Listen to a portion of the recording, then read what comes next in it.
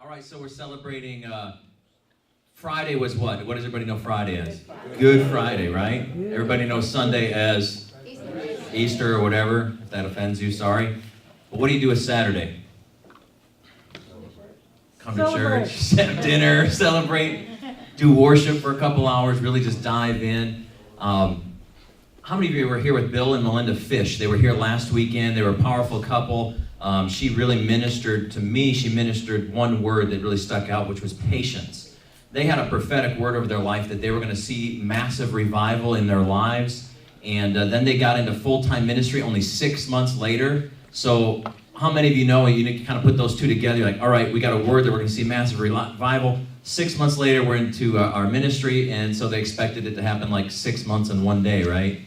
And 18 years later, they finally saw the fulfillment of that word in their life. And so they really just, to me, epitomized patience, the word patience. So Friday's Good Friday, right? Jesus is crucified on the cross. And tomorrow we celebrate Sunday, the day of the resurrection. And so we really struggle, I think, as Christians with what I call the space between. Yeah. Let me tell you a little story. So what do you guys think happened to Jesus on that Saturday? Like I said, Good Friday, he's crucified, he's entombed. Sunday, he rises. But the space between is what I want to talk about tonight. I believe it's very important, and Mike's going to come up and share a message. This is going to be quick. This is what they call Holy Saturday. And I think, as I was praying today, I think I know what happens in the space between. It happened to me and my family back in 1992. I had just graduated from high school. You can do the math. Ooh, ouch. I just aged myself. I was thinking about college. I had a scholarship to go to play basketball. There was a season in my life that I had freedom. How many of you are young? You got some teenagers here, some teenagers here. I experienced like freedom for the first time. My dad couldn't tell me what to do. I was out doing my own thing. In fact, one night I was partying like a rock star. And I was getting ready for to go off to college. And the space between. I went out with some friends and got completely inebriated. Not proud of it. I was 18 years old. I ended up sleeping that night at the University of Minnesota, which was about 45 minutes from my house. So you call it sleeping. Other people call it passing out. But I heard a voice at about 2 in the morning. And the voice said, "Get home. Get home now. Your mother needs you right now." And I recognized that voice because that voice was my father's voice. It literally shook me. I was so undone. I jumped up, threw my shoes on, raced 45 minutes back home until I arrived. Normally at that time of night, there would be the lights off, everybody's sleeping, but the lights were all on in my house. The basement lights were on, and I went down the stairs, didn't really notice anything, and I went into my basement room, and I noticed murmuring out in the living room. So I went out there and I saw my brother was laying prone on the couch. My sister was curled up in a ball weeping. And my mom came up and said, "Brent, I need to talk to you." She was there as well at 2 in the morning. They were all wide awake, which shocked me because I'm like, why is my whole family awake at 2 in the morning in the basement? And she said, "Brent, your father had a heart attack tonight." And I'm sitting there going, okay, well, let's get to the hospital. What are we doing here? This is a waste of time. We need to get to the hospital. And she said, "Brent, I'm sorry to tell you this, but your father did not make it. He passed away tonight." And the space between those two sentences was like an eternity. It literally felt like it lasted my whole life. The space between my emotions all of a sudden collapsed. I literally experienced every single emotion that you can imagine right now. Name it: love, hate, anger, joy, peace, and even some emotions I don't know if they have names. And they all happened within a few seconds.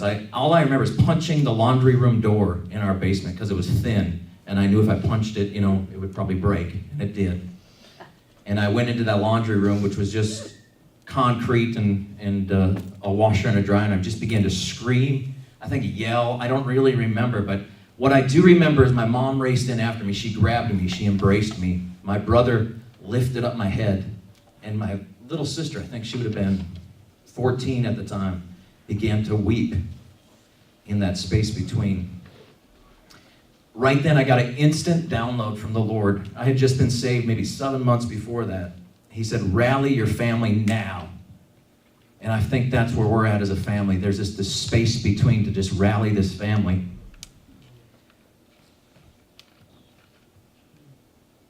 So I wrote everything down so I don't get emotional. So he showed me to build unity.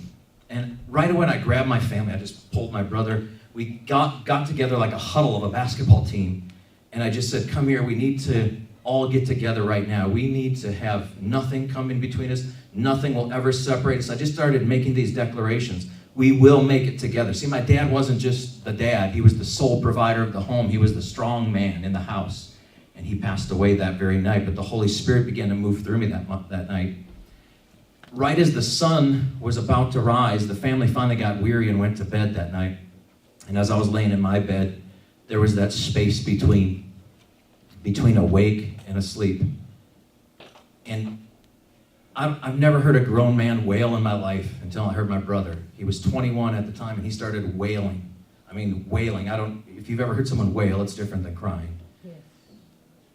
And I could hear him cry that night.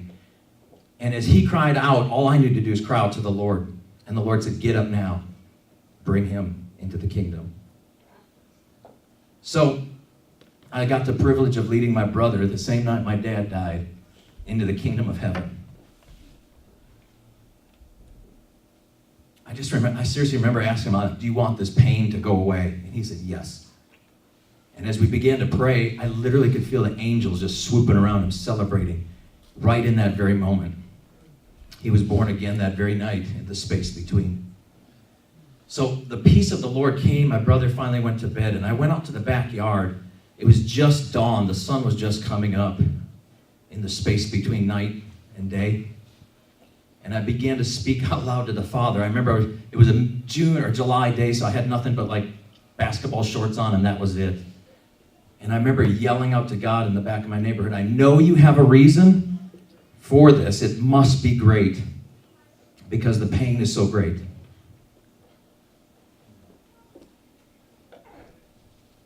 And then I think I must have touched his heart because I just started yelling, I trust you, I trust you, I trust you.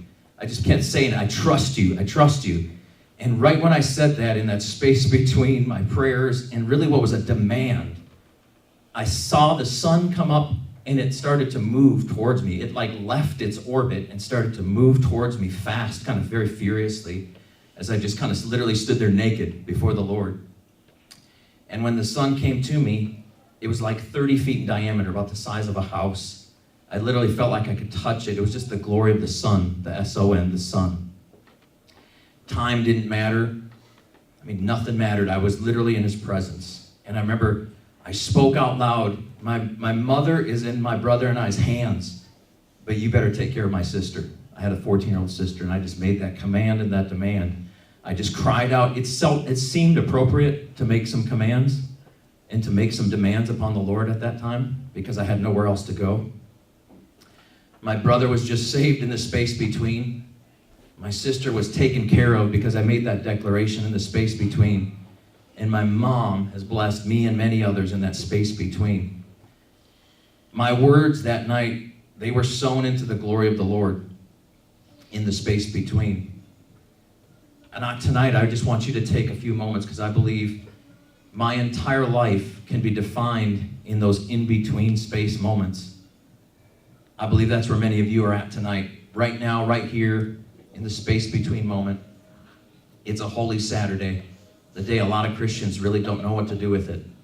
Friday night, they call it a Good Friday. Sunday night, they know what to do. But tonight, between his death and burial, and as we celebrate his resurrection tomorrow, I just pray that you seek sowing something into death and allowing it to resurrect today.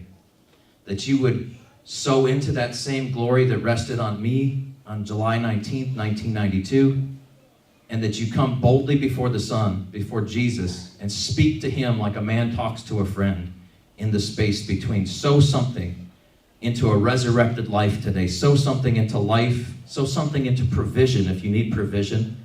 sow something into revelation, relationships. That's why we've gathered here tonight. But that time is now. I'm going to pray as those envelopes have been passed out. We're going to take up an offering, but I'm not going to present it to the Lord. I want you to position yourself to make some demands upon him. I firmly believe that the demand I made upon the Lord that day to protect my sister not only brought her into the kingdom, brought her a husband, 4 children, all born again, powerful men and women of God. And I believe tonight that if you can just enter into that space between yesterday of Good Friday, tomorrow of resurrection, stand and look at the Lord and make demands upon you sowing today, that he will honor that. Father, I'm just, as those envelopes go out right now, we're going to bring those forward in just a moment. I just really feel there's a gathering, a unity together of family. That Easter, that his resurrection would mean something more than ever before. That it literally is life and death when death comes knocking at your door. It literally is life and death when you feel like everything's been ripped away from you. It literally is life and death when you feel like there's no hope for your kids or for your family. But you keep standing on the promises. You keep yelling out the demands. You keep stating his word back to them, and he will honor it. Many of you have financial needs. I don't have a fancy financial message other than I know that if he can save my family, if he can save my sister, if he can take care of us through provision and revelation, he can surely meet your need. I don't care what it is.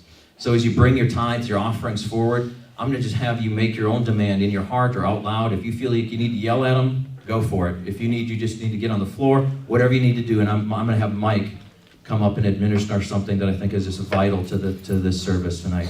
So we just bring those forth here. I want you to give with a joyful heart. I often get asked a lot, they say, Brent, what happened that day? I said that the day my dad died was the greatest day of my life. And people look at me like I might be a little bit mentally ill.